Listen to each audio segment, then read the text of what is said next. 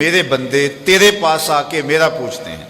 اگر آپ کی توجہ ہو، وَإِذَا سَأَلَكَ عِبَادِي عَنِّي فَإِنِّي قَرِيبٌ، بندے میرے ہیں آتے تیرے پاس ہیں، پوچھتے پھر میرا ہیں. حبیب میرے بندے تیرے پاس آ کے میرا پوچھتے ہیں. فَإِنِّي قَرِيب، فا تعقیبیہ کے بعد علماء تفسیر نے لکھا کل مقدر ہے، لفظوں میں مذکور نہیں ہے لیکن مانن موجود ہے. تو اس کا مفہوم یہ ہوگا، حبیب میرے بندے مجھے ڈھونڈتے ڈھونڈتے جنگلوں کی اور صحراؤں کی خاک چھانتے چھانتے تیری دہلیز تک پہنچتے ہیں اور تیرے سے میرا پتہ پوچھتے ہیں. تو ان آنے والوں کو بتلا دیجئے، کہہ دیجئے، تسلی دے دیجئے، دور نہیں ہوں، مل جاؤں گا، اگر طلب سچی ہے تو ضرور ملوں گا. تو کہا کہ محبوب میرے بندے میرے پاس آ کے تیرا پوچھتے ہیں. اللہ اکبر، انہیں کہہ دیجئے میں دور نہیں، نیڑے ہوں، مل جاؤں گا. یہ ترجمہ کل کے مقدر ہونے کے ساتھ ہے. لیکن اہل تصوف نے کہا، صوفیہ کہتے ہیں کہ کل مقدر ماننے کی ضرورت ہی کیا ہے، بات ہی سیدھی ہے. آواز آئی محبوب میرے بندے تیرے پاس آ کے میرا پوچھتے ہیں. تو محبوب جب تیرے پاس آ کے میرا پوچھتے ہیں تو میں پھر بھی دور ہوں. جب میرے بندے مجھے ڈھونڈتے ڈھونڈتے تیرے تک آ گئے تو محبوب جو تیرے تک آ گئے وہ میرے تک آ گئے. تیرے تک پہنچنا ہی تو میرے تک پہنچنا ہے. اقبال بولا خضر بتلائے تو کیوں کر بتلائے، اگر ماہی پوچھے کہ دریا کہاں ہے. محبوب تیری چوکھٹ پہ آ کے پھر بھی میرا پوچھ رہے ہیں. جو تیرے ڈیرے تک آ گئے محبوب وہ میرے تک آ گئے. اور میرے امام بولے بخدا خدا کا یہی ہے در، نہیں اور کوئی مفر مکر، جو وہاں ہو یہیں آ کے ہو، جو یہاں نہیں وہ وہاں نہیں. وہی لامکاں کے مکی ہوئے، سر عرش تخت نشی ہوئے. یہ نبی ہیں جس کے ہیں وہ مکان، وہ خدا ہے جس کا مکان نہیں. تو خدا تک پہنچنے کا راستہ ہی یہی ہے. قرآن مجید میں ایک اور اسلوب دیکھیے، قل ان کنتم تحبون اللہ فاتبعونی یحببکم اللہ. اے حبیب آپ ان کو فرما دیجئے اگر تم اللہ سے محبت کرتے ہو، یہ تمہاری طلب ہے، تم اس کے پیار میں نکلے ہو، اس کی محبت میں نکلے ہو، تو پھر کیا کرو؟ ساری زندگی لگے رہو گے، خدا کی قربت تمہیں نصیب نہیں ہو سکتی. خدت کی گتھیاں سلجھا لو لیکن صاحب جنون نہیں بن سکتے جب تک یہ چوکھٹ تمہیں نصیب نہیں ہوتی. حکیم نیٹشے ساری زندگی عقل کے بل بوتے پہ خدا کو ڈھونڈتا رہا. زندگی گزر گئی لیکن خدا تک رسائی نہیں ہو سکی. اقبال نے بڑے دکھ سے کہا کاش بودے در زمانے احمدے تا رسیدے بر سرودے سرمدے. وہ اپنی عقل کے بل بوتے پہ خدا تک پہنچنے کی کوشش میں ساری زندگی گزار دیتا ہے. بو علی اندر غبارے ناکا گم، دستے رومی پردائے محمل گرفت. ساری زندگی اس غبار میں تلاش کرتا رہا محبوب کو، جس سواری پہ محبوب کا کجاوا تھا اور محبوب گزر گیا، اور وہ اڑتی ہوئی گرد میں محبوب کو تلاش کرتا رہا. ساری زندگی محبوب کا سراغ نہیں ملا. تو کہا محبوب ساری زندگی یہ تجھے ڈھونڈتے رہیں، انہیں منزل نہیں ملے گی. اقبال کہتا ہے کہ حکیم نیٹشے عقل کے بل بوتے پہ خدا تک پہنچنے کی کوشش میں لگا رہا. کہتے ہیں کاش ایک بار وہ شیخ احمد مجدد الف ثانی کو مل لیتا اور حضرت اس کو بازو سے پکڑ کے حضور کی چوکھٹ تک لے آتے، پھر خدا تک رسائی نصیب ہو جاتی. اس لیے کہ خدا تک پہنچنے کا راستہ ہی یہی ہے، کوئی اور دوسرا راستہ نہیں. تو اس آیت کریمہ میں ارشاد فرمایا اے محبوب فرما دو اے لوگو تم اللہ کی قربت چاہتے ہو، اس کی محبت چاہتے ہو، فاتبعونی تو میری اتباع کرو. حضرت داتا گنج بخش علی حجویری علیہ رحمہ کشف المعجوب کے اندر تصوف کی دو اصطلاحات کا ذکر کیا ہے. ایک اصطلاح کا نام ہے فرق اور دوسری اصطلاح کا نام ہے جمع. جس طرح جمع تفریق ہوتی ہے تصوف میں بھی یہ ان معنوں کے اندر جو مفہوم حضرت داتا صاحب بیان کرتے ہیں وہ یہ ہے. فرق کیا ہے؟ جب بندہ اللہ کی طلب میں نکلتا ہے اور اپنی نفسانی خواہشات کو ترک کرتا ہے اور عزم سفر ہوتا ہے، اس کی یہ سلوک کی منزل، اس کی تگ و تاز، اس کی جد و جہد، اس کی محنت، اس کی کد و کاوش، اس کے رت جگے، اس کے آنسو، اس کی سسکیاں، امید وصل کے لیے اس کی بھاگ دوڑ، یہ فرق کہلاتی ہے. وہ قرب الہی کے لیے دن رات کوشاں ہوتا ہے، کبھی سجدوں میں راتیں گزارتا ہے، کبھی روزے میں دن بسر کرتا ہے، کبھی سسکیاں لیتا ہے، کبھی آنسو بہاتا ہے، کبھی کعبے کا طواف کرتا ہے، کبھی حرم کی زمین چومتا ہے، کبھی کوئی اذیت، کبھی اور تکلیف، کوئی اور عبادت کی مشقت سہتا ہے، کس لیے؟ کہ مجھے اللہ کی قربت نصیب ہو جائے۔ کہا اس ساری منزل کا نام فرق ہے، لیکن فرق کے راستے پہ ساری زندگی پہ کوئی گامزن رہے تو اس کو منزل نصیب نہیں ہو سکتی، خدا کا قرب نہیں مل سکتا۔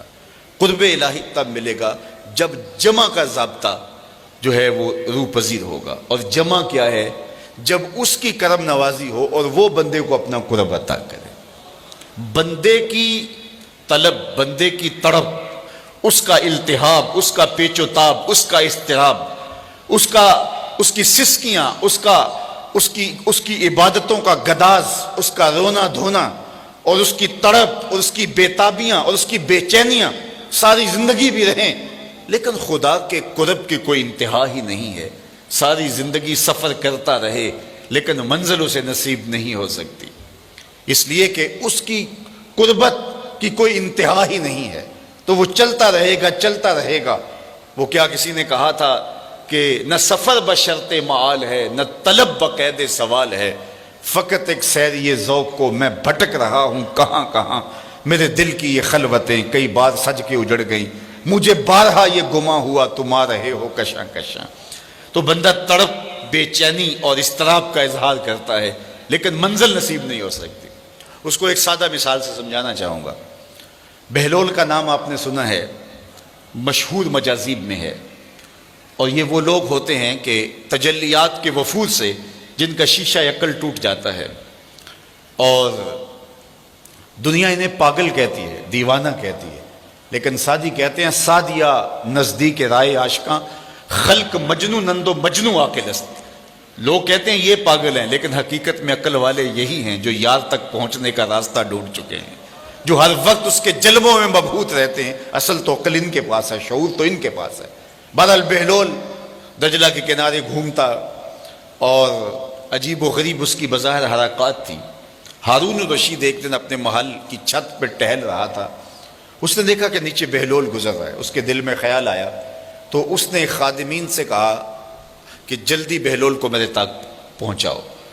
تو جو مامور تھے خدمت پر، انہوں نے اوپر سے نیچے کمند پھینکی، نیچے والوں کو اشارہ دیا، انہوں نے بہلول کو پکڑ کے ڈولی میں رکھا، اوپر والوں نے کھینچ لیا۔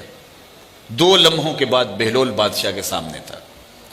بادشاہ نے بہلول سے پوچھا مجھے ایک بات تو بتاؤ، تم خدا تک کیسے پہنچے ہو؟ مجھے یہ بات بتاؤ تم خدا تک کیسے پہنچے ہو؟ تو بہلول نے 2 لفظی جواب دیا، کہا بادشاہ جیسے آپ تک پہنچا۔ جو اللہ کے بندے ہوتے ہیں ان کی لمبی تقریریں نہیں ہوتی، بات میں سادہ و آزادہ، معانی میں دقیق۔ اقبال نے جو مرد کلندر کی نشانیاں بیان کی ہیں ان میں سے ایک نشانی بات میں سادہ و آزادہ، معانی میں دقیق۔ تو کہا کہ جیسے آپ تک پہنچا ہوں۔ بات تو سادہ سی تھی، لیکن ہارون رشید کہنے لگا میں سمجھ نہیں پایا۔ کہا بات تو آسان ہے، تم نہیں سمجھ پائے تو میں کیا کروں؟ کہا تشریح چاہتا ہوں۔ کہا سنو، میں خود آنا چاہتا تو درخواست لکھتا، پھر دیوان خانے میں جاتا، جمع کرواتا، کئی مہینوں کے بعد ایک پروسیس کے بعد آپ تک پہنچتی، پھر آپ کی مرضی ہوتی تو آپ اس درخواست کو قبول کرتے، نہ کرتے، قبول کرتے تو پھر اپنی مرضی کا وقت دیتے۔ وہ مہینوں سالوں کے بعد بھی ہو سکتا تھا۔ پھر اس وقت پہ میں پہنچتا، آپ کے کوئی ضروری مہمان آ جاتے، کسی اور سلطنت کے سفیر آ جاتے، تو میری ملاقات وہیں رہ جاتی۔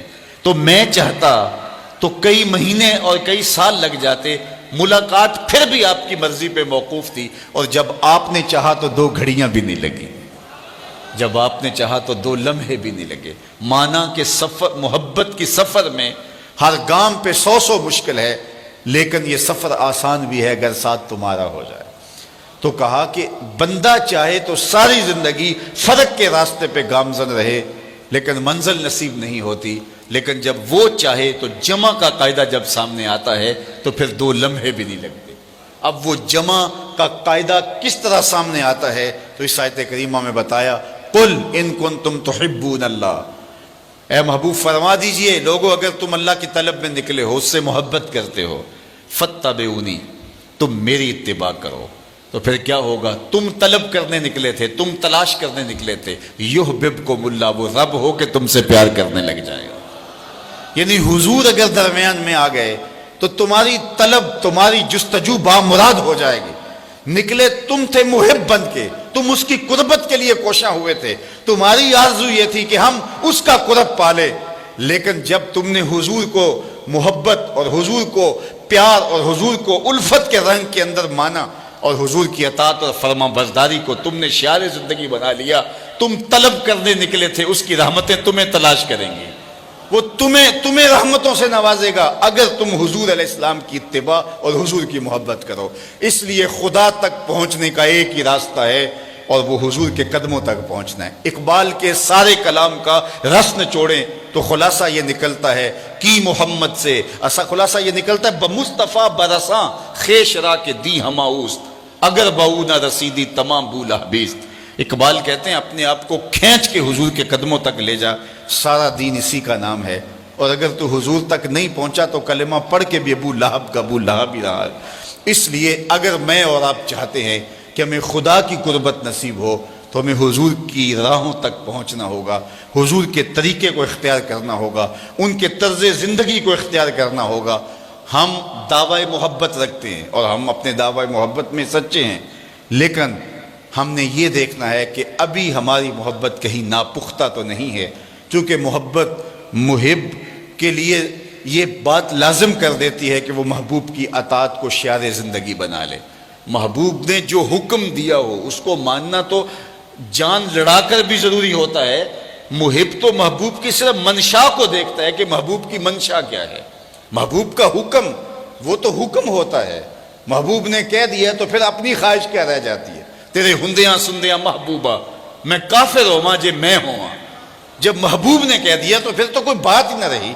اصل جو محب ہوتا ہے وہ محبوب کے حکم کا انتظار نہیں کرتا، محبوب کی منشا دیکھتا ہے کہ محبوب کی منشا